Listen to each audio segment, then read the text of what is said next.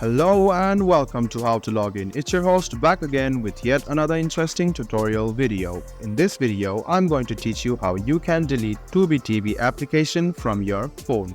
So, first of all, you should go ahead and locate the application. Tap on Tubi, go to its settings or simply press uninstall and press OK. Go to Tubi, go to its settings and you can see uninstall. Click on uninstall and then press OK. Now, the Tubi TV app will be uninstalled from your phone shortly.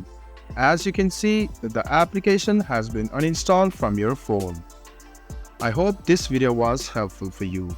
If you still have any kind of confusion regarding Tubi TV, please do mention us on the comment section down below. We will try to solve them as fast as possible. Like the video, subscribe to the channel and do hit the bell button for more. Hope to see you in the next video as well. Until then, goodbye, take care and make sure to enjoy.